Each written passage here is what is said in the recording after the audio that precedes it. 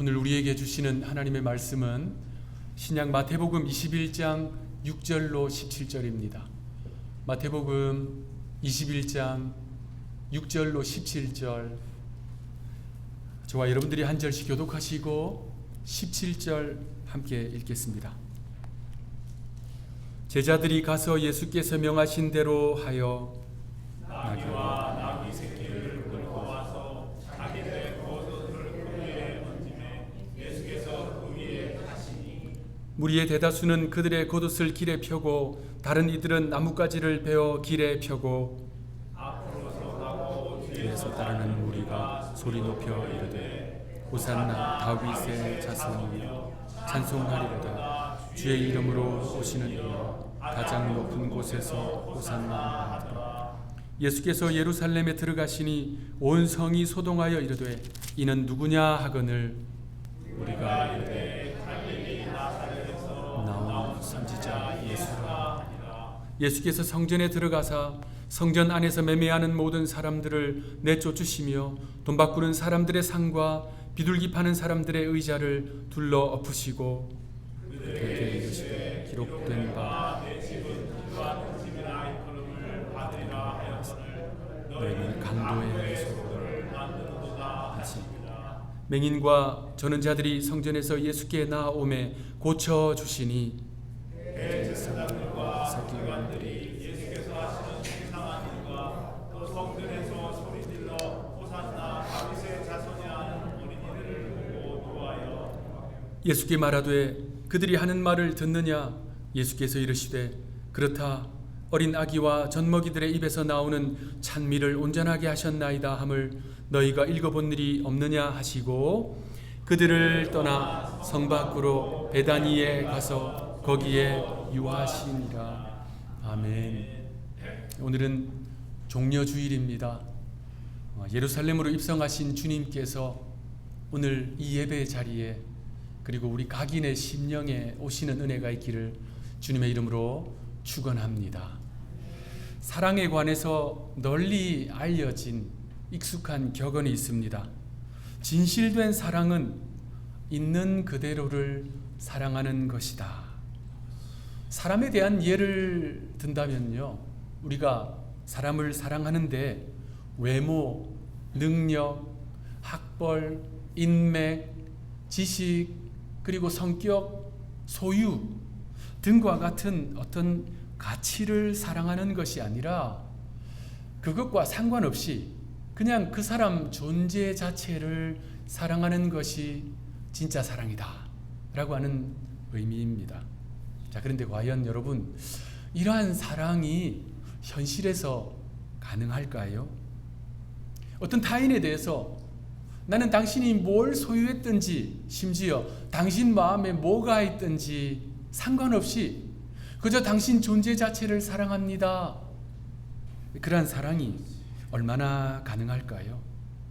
사람은 일반적으로 상대방의 가치를 보고 사랑합니다. 친구를 사귈 때도 그렇고요. 평생을 함께할 배우자를 선택할 때도 마찬가지입니다. 외모 보고 능력, 소유, 학벌, 인맥, 성격 등등의 가치를 보고 사람을 선택하지 않습니까? 심지어 동물도, 반려동물도 예쁘고 귀여운 동물들이 더 사랑을 받고 선택을 받습니다.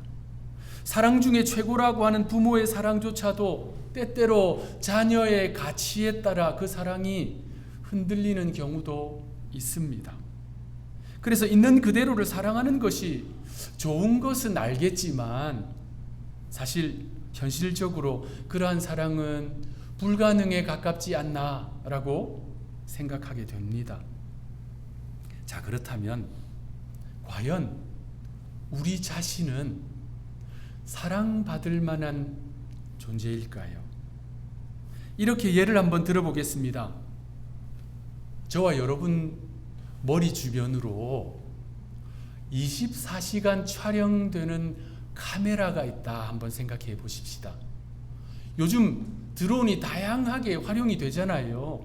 그 드론처럼 우리의 머리 주변에 24시간을 촬영하는 카메라가 있는데 이 카메라는 아주 특수한 카메라라서 우리의 생각과 마음까지 다 알고 그것을 낱낱이 기록을 해놨어요.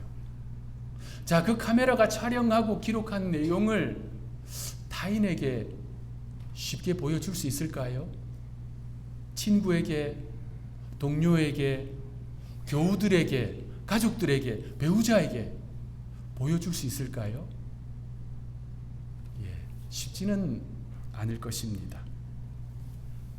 이렇게 질문을 바꿔볼 수도 있겠습니다. 사람은 선할까요? 악할까요? 선한 사람도 있고 악한 사람도 있지 라고 생각하는 분도 있을 수 있겠지만 좀 더 우리의 피부에 와 닿게 우리는 선한 존재입니까? 악한 존재입니까?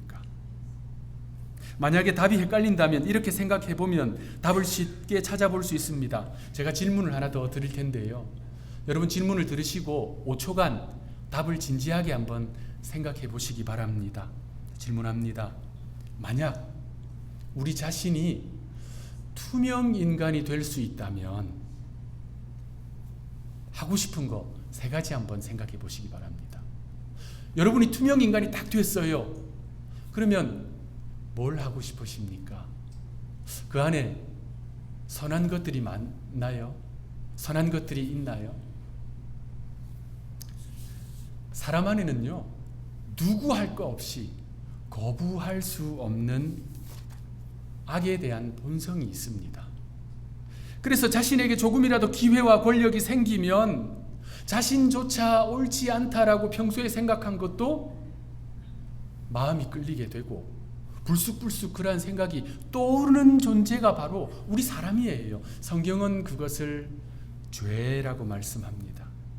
우리 인간의 마음은요, 죄를 향해 있습니다. 이것은 순수해 보이는 어린 아이들에게서도 쉽게 보여집니다. 양보, 배려, 돌봄 같은 것은 하나하나 아이들에게 가르치고 또 가르쳐야 됩니다. 반면 미움, 욕심, 분노, 괴롭힘은요, 아이들에게 가르쳐 주지 않아도 저절로 나옵니다. 우리 어른들도 다르지 않습니다. 사랑에는요, 결단과 노력이 필요합니다만 미움과 증오에는 그런 결단이 필요 없습니다. 노력이 필요 없어요. 저절로 나오게 됩니다. 사람은 겉으로는 문제없는 척, 좋은 사람인 척 살고 있지만 우리 자신 안에 연약함과 죄와 또 불의를 쫓아가고자 하는 그 유혹이 있다는 것을 자기 자신은 잘 알고 있습니다. 그래서 진짜 내 모습을 안다면 과연 누가 나를 사랑할 수 있을까라고 생각하게 되지요. 그래서 사람들은 가면을 쓸 수밖에 없습니다. 회사용 가면, 또 친구들 사이에서의 가면, 교회용 가면, 가정용 가면. 그러면서 욕심나지 않는 척, 질투나지 않은 척, 분노하지 않은 척, 음란하지 않은 척, 죽이고 싶지 않은 척, 사랑받을 만한 가치를 가짜로라도 만들어야 되니까 그렇게 진짜 나를 꼭꼭 숨기면서 살아가는 것이 인간의 현주소입니다. 자, 그런데 여러분, 있는 그대로의 사랑으로 저와 여러분을 사랑하시는 분이 있습니다. 감추고 싶은 우리의 모습, 과거와 현재, 그 감추고 싶은 우리의 모습을 우리보다 더 잘 아시는데, 진짜 나를 나보다 더 잘 아시는데도 불구하고 우리를 사랑하시는 그분의 이야기, 2000년 전 예루살렘 골고다에서 십자가형을 선고받고 죽음에 이르신 그분에 대한 이야기, 우리 성경은 온통 그분에 대한 이야기입니다. 그분이 당하신 십자가 처형은 참으로 끔찍합니다. 우선 십자가에 달리기 전에 죄인을 채찍으로 내리칩니다. 그 채찍 끝에는 뼈로 만든 갈고리와 쇠조각이 달려 있었습니다. 그래서 그 채찍은 내리친다라기보다는 내리꽂고 뜯어낸다가 맞습니다. 그렇게 셀 수도 없이 그 채찍으로 내리꽂고 뜯어내어서 죄인은 거의 죽은 사람과 방불한 상태가 됩니다. 그 사람을 이제 십자가에 매다는데 양손과 발꿈치에 대못으로 나무에 박아 고정시켰습니다. 그 상태로 높이 매달아 죽을 때까지 그대로 방치해 두었습니다. 그렇게 십자가에 달리면 가장 먼저 체중이 아래로 쏠리기 때문에 어깨뼈가 탈골됩니다. 어깨뼈가 빠집니다. 여러분, 어깨뼈 빠져보신 적 있나요? 너무나도 고통스럽습니다. 그리고 내부 장기가 짓눌려요. 호흡이 거의 불가능해집니다. 무엇보다도 어마어마하게 흘린 그 피 때문에 쇼크를 계속 겪습니다. 그 상태에서 아주 천천히 죽음을 맞이하는 것이 십자가형입니다. 학자들은 이야기해요. 십자가에 달리면 사람이요 1000번 이상 기절을 반복한다고 합니다. 상상할 수조차 없는 고통의 크기입니다. 2000년 전 골고다 언덕에서 그 십자가 처형으로 죽임 당하신 그분은 자신을 예수라고 소개하셨습니다. 스스로를 하나님의 아들이라고 소개하신 그분이 하늘 보좌를 버리고 이 땅에 오신 목적은 딱 한 가지입니다. 바로 우리의 삶에 있는, 우리의 마음과 생각에 있는, 우리의 내면에 꼭 감추고 있는 그 죄의 문제, 죄와 사망의 문제를 완벽하게 해결하시기 위해서입니다. 여러분, 어느 동네에 큰 개 한 마리가 매여 있었대요. 그런데 이 개는 그 동네에 성질이 아주 사납기로 유명했습니다. 어느 날 형과 동생이 그 길을 걸어가는데 이 동생이 장난기가 발동했던가 봐요. 그래서 이 동생이요 그 개를 막 놀리기 시작했습니다. 그러다가 그 개의 뼈다귀를 빼앗았어요. 어떻게 됐겠습니까? 난리가 났겠지요. 그러다가 이 개에 묶여있는 줄이 탁 풀려버렸습니다. 이 형제들은 뛰어 달아났지만 개가 금방 쫓아오지요. 그래서 형이 동생에게 이렇게 말했습니다. 그 손에 쥐고 있는 뼈다귀 빨리 던지라고. 그런데 이 아이가 너무 놀라고 긴장하니까 손에 힘이 안 풀리는 거예요. 오히려 이 뼈다귀를 더 꽉 쥐고 뛰고 있는 거예요. 그러는 사이에 이 사나운 개가 뒤에까지 쫓아왔습니다. 그런데 이 형이요 놀라운 선택을 합니다. 동생의 손에서 뼈다귀를 빼앗아요. 그리고 반대편으로 뛰기 시작합니다. 그 개가 누구를 쫓아갔겠습니까? 형을 쫓아갔고 순식간에 그 형을 물어뜯었습니다. 여러분, 우리 예수님이 선택하신 방법이 바로 이것입니다. 주님은 저와 여러분 온 인류의 죄를 홀로 짊어지시고 골고다 십자가로 오르신 것입니다. 우리 자신보다 우리를 더 잘 아시는 주님, 우리의 마음과 생각을 다 살피시는 주님, 제가 여러분이 사랑받을 만한 존재가 아닌 것을 이미 알고 계신 주님, 그럼에도 불구하고 죄인된 우리를 있는 그대로 사랑하시는 그 주님, 그 주님이 십자가를 향해서 예루살렘으로 입성하시는 그 장면이 바로 오늘 본문입니다. 구약의 선지자 스가랴는 예수님 오시기 약 600년 전에 장차 오실 메시아는 겸손하게 어린 나귀를 타고 입성하시는 겸손의 왕이다라고 예언했습니다. 예수님은 그 예언대로 어린 나귀를 타시고 예루살렘으로 입성하셨지요. 그 나귀는 아직 사람을 태운 적이 없는 나귀였습니다. 안장이 없었어요. 그래서 오늘 본문에 보면 몇몇 제자들이 자신의 겉옷을 벗어서 나귀 위에 얹었습니다. 그들의 헌신으로 임시 안장이 마련되었습니다. 그리고 주님은 그 나귀를 타시고 예루살렘 도성으로 입성하셨습니다. 그러자 수많은 사람들이 주님을 환영했습니다. 이때가 유대 절기 가운데 가장 큰 절기, 유월절 절기였어요. 그 절기를 지키기 위해 이 이스라엘 전역에 퍼져 있던 사람들이 예루살렘으로 왔고요. 전 세계로 퍼져 있던 디아스포라들이 또 순례객들이 예루살렘으로 모여 있었습니다. 이 절기가 되면 예루살렘 도성에는 발 디딜 틈이 없었습니다. 그들 가운데 많은 사람들은 자신들의 겉옷을 벗어서 길에 폈습니다.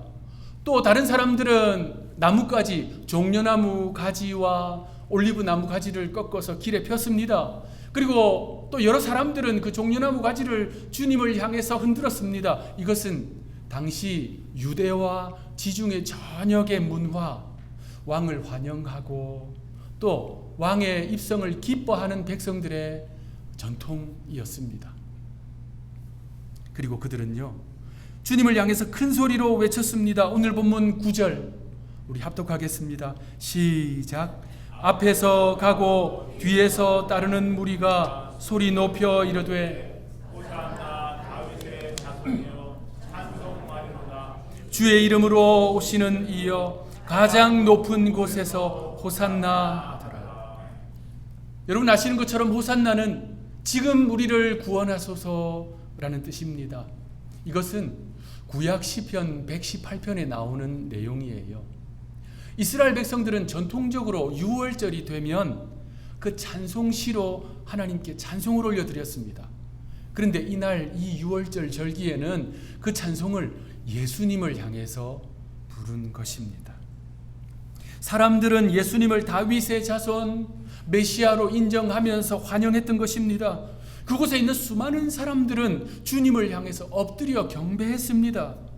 그 오랜 세월 학수고대해온 메시아가 드디어 자신들을 구원하기 위해 오신다는 사실에 기뻐하며 환영했습니다. 물론 그들이 바라고 생각한 구원은 현세적이고 정치적인 구원이었어요. 그들은 로마의 압제로부터 해방시켜줄 왕을 기다리고 있는 것입니다.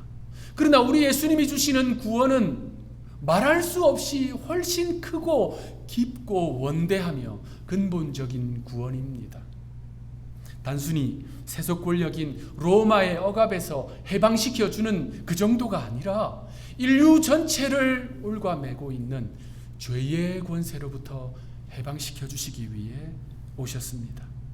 그러므로 본문의 주님의 이 행진은 영광의 행진이 아닌 십자가 사명의 길로 나아가는 사명의 길입니다.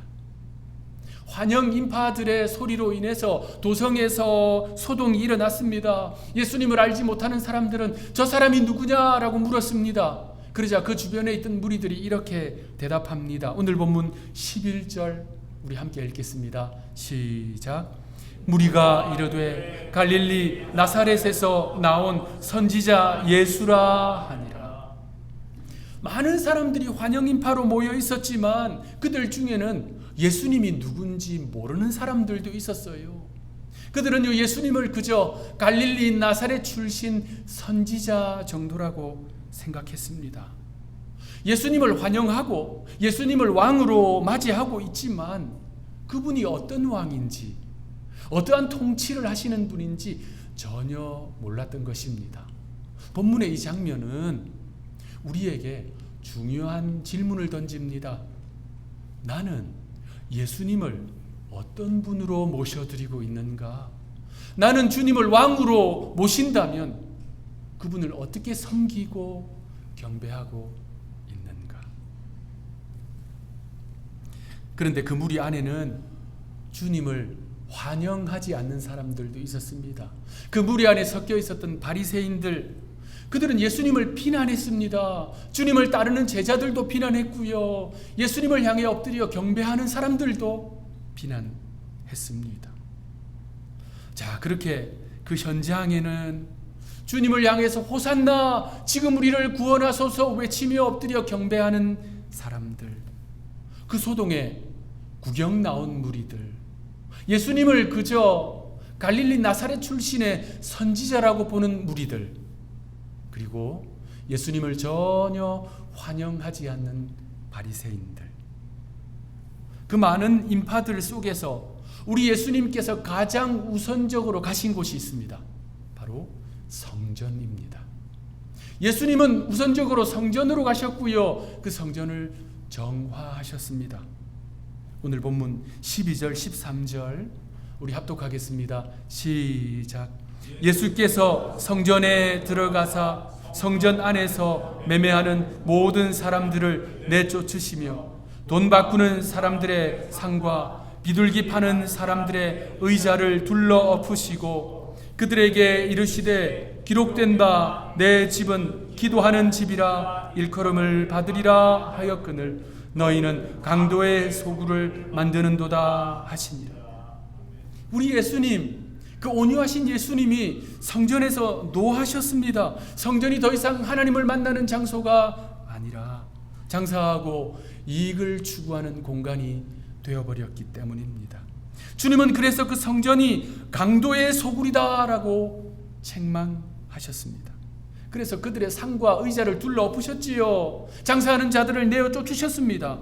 예수님의 그러한 모습을 보면서 유대 제사장들과 바리새인들은 소동을 일으킨다, 소란을 일으킨다 비난했습니다. 그러나 주님은 성전을 정화하신 것입니다. 죄와 불의를 걷어내시고 정결케 하셨습니다.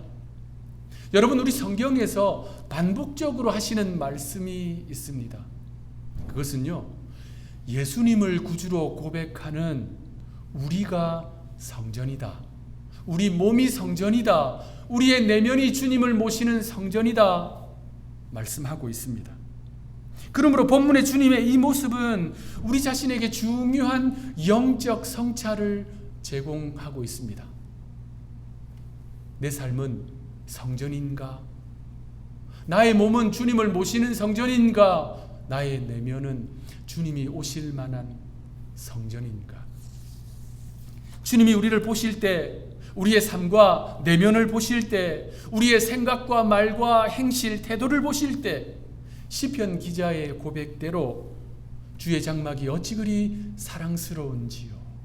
그 고백대로 주님이 우리를 보실 때 하나님의 임재가 있고 예배의 기쁨이 있고 하나님의 영광이 있어서 참 사랑스럽게 보시는 성전인지, 아니면 오늘 본문에 주님의 책망을 받은 예루살렘 성전 같은지를 우리는 진지하게 성찰해 보아야 합니다. 그런데 여러분, 이렇게 성전을 정화하신 본문의 예수님의 모습은 우리에게 큰 소망과 위로가 됩니다. 사람들은 누구 할 거 없이 겉으로는 문제없는 척, 믿음 좋은 척, 영적인 척 하지만 우리 주님은요, 우리 내면을 살피십니다.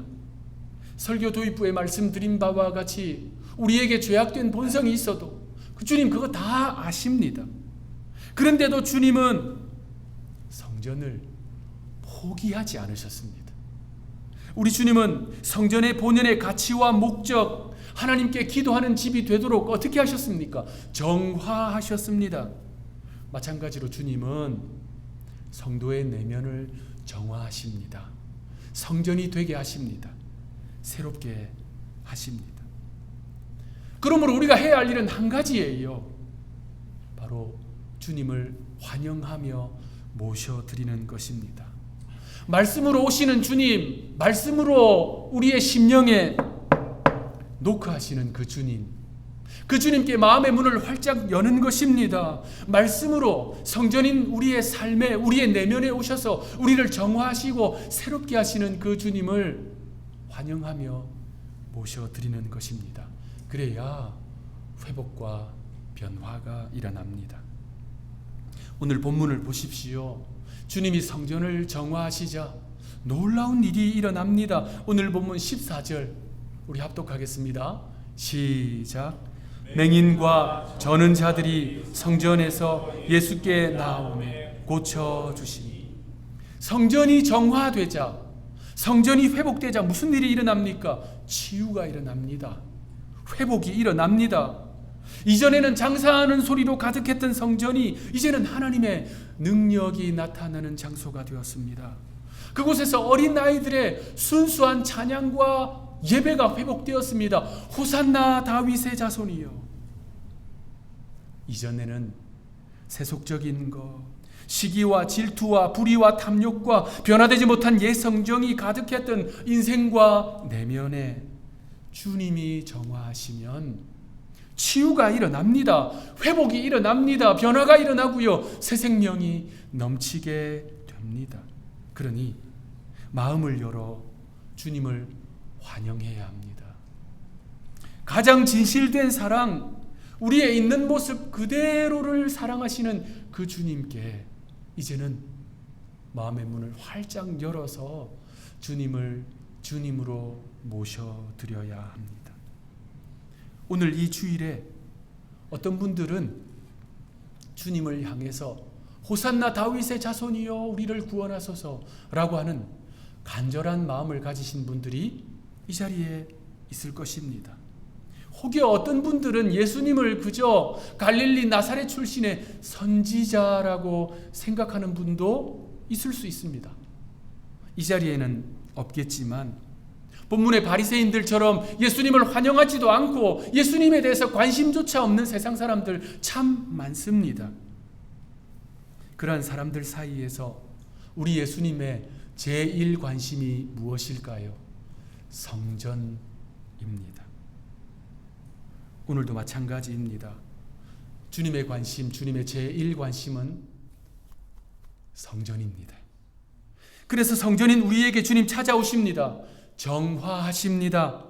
그러므로 이 종려주일에 그렇게 찾아오시는 주님께 마음과 삶을 활짝 열어드려서 주님을 모셔드리는, 그래서 삶의 치유와 변화와 진실된 찬양과 예배가 회복되는 여러분 모두가 되시기를 구주 예수님의 이름으로 축원합니다. 기도하겠습니다. 주님, 이 주일 예루살렘으로 입성하신 주님을 나의 삶에 모셔드리게 하옵소서. 온 마음을 열고 나의 삶 전체에 주님을 주님으로 환영하게 하옵소서. 그래서 정화된 예루살렘 성전에서 치유와 회복이 일어났듯이 우리의 삶에 영육간의 질병이 치유되고 회복과 변화가 일어나며 순수한 찬양이 울려 퍼지게 하옵소서. 주님, 우리 교회에 오시옵소서.